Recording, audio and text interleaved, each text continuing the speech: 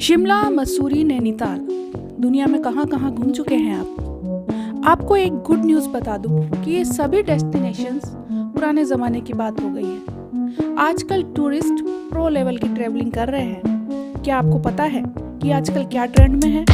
आजकल टूरिस्ट की पसंदीदा जगहों में कोई मंदिर, मॉन्यूमेंट या फिर कोई झील ये सब नहीं आते। आजकल की पसंद है एडवेंचर टूरिज्म। एडवेंचर्स के शौकीन तो हम सभी होते हैं।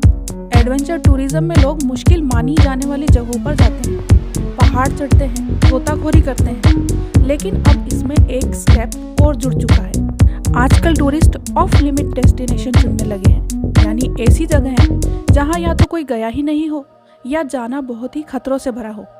एडवेंचर लवर्स ऐसी कई जगहों पर जा रहे हैं।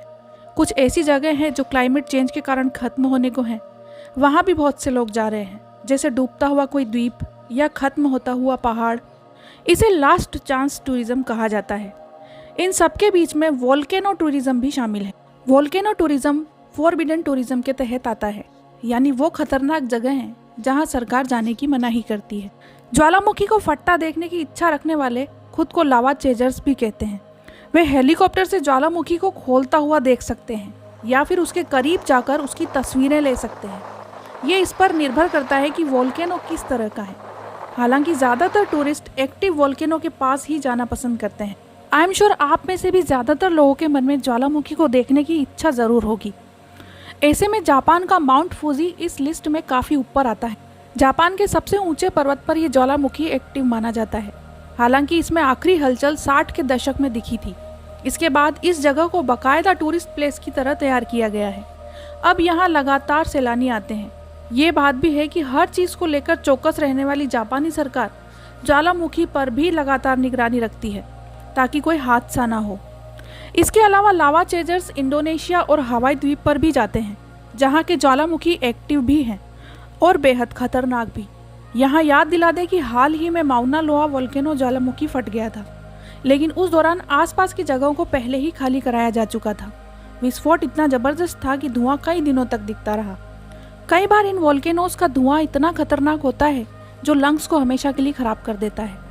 सैलानी अगर लावे की चपेट में न भी आए तो भी वोल्केनो के पास काफ़ी समय तक जहरीली गैसें निकलती रहती हैं, जो लंग्स को थोड़े समय में ही खराब कर सकती है। इसी कारण साल 2010 से अगले दशक भर में लगभग 1,1500 लोग ऐसे मारे गए जो कि ज्वालामुखी देखने गए थे। मगर एडवेंचर्स के शौकीन किसी भी तरह की मुश्किल से नहीं घबराते। ऐसे में कुछ एहतियात हैं जिनके साथ आप आसानी से ज्वालामुखी को देख सकते हैं। दिसंबर 2019 में न्यूजीलैंड में जब वाकारी वोल्केनो फटा था, तब 22 विदेशी टूरिस्ट उसके आसपास फोटो ले रहे थे। वे सभी मारे गए, जबकि बहुत से लोग घायल भी हुए थे। इसके बाद भी इस ऑफ लिमिट टूरिस्ट स्पॉट पर जाने वाले ज़्यादा बढ़ गए।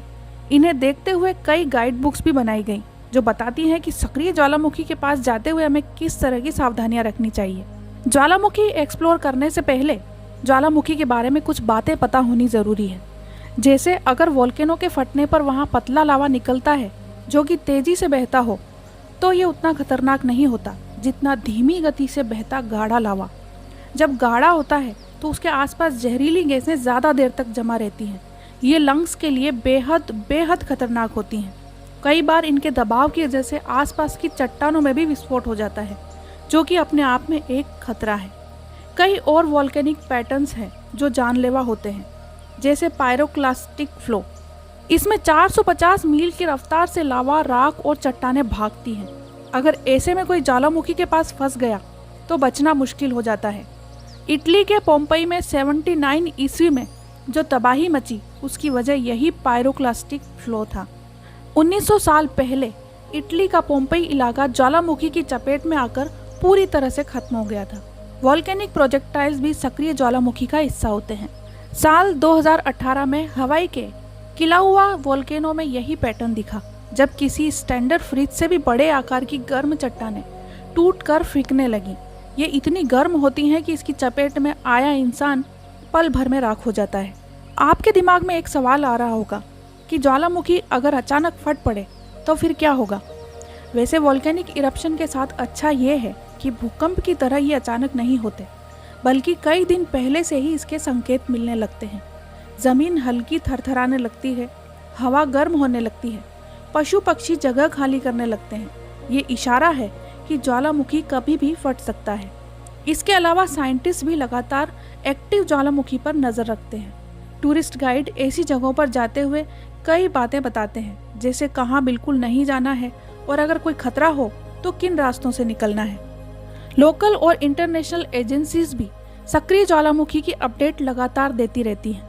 यूएस जियोलॉजिकल सर्वे की वोल्केनो नोटिफिकेशन सर्विस से ईमेल के जरिए पता लगाया जा सकता है कि कहाँ पर क्या हाल है। अभी 81 कंट्रीज में 1500 से भी ज़्यादा एक्टिव पोटेंशियल सक्रिय ज्वालामुखी हैं। करोड़ों लोग इनके आसपास रहते हैं, जैसे जापान का सकुरजिमा ज्वालामुखी लगभग हर 24 घंटे में फटता रहता है। ये कागोशिमा इलाके में आता है। यहाँ के लोग इसके साथ ही जीते हुए सारी सावधानियाँ भी रखते हैं। ये उनके जीवन का हिस्सा है, जैसे हमारे लिए बुरे ट्रैफिक में गाड़ी चलाना। लेकिन जो खतरों के शौकीन होते हैं ना, वे अलग ही लेवल के लोग होते हैं। उन्हें किसी भी प्रॉब्लम से कोई फर्क नहीं पड़ता। वैसे भी वोल्केनोज को देखने का आकर्षण सभी के अंदर होता है कि वोल्केनोज कैसे होते हैं, कैसे लावा राख में बदलता है, कैसे आग की नदियाँ बहती हैं। दोस्तों, अगर आपको भी कभी वोल्केनो एक्सप्लोर करने का मौका मिले तो आप कहाँ जाना पसंद करेंगे? कमेंट बॉक्स में ज़रूर बताएं। वीडियो पसंद आया तो उसे लाइक और शेयर करें। चैनल पर नए हैं तो चैनल को सब्सक्राइब करें। वैसे मैंने तो कभी नहीं सुना कि लाइक और सब्सक्राइब करने से सीबीआई की रेड पड़ती है, तो प्लीज़ सब्सक्राइब अवर चैनल और बेल आइकन को ज़रूर दबाएं ताकि इसी तरह के वीडियोज़ आपको मिलते रहें।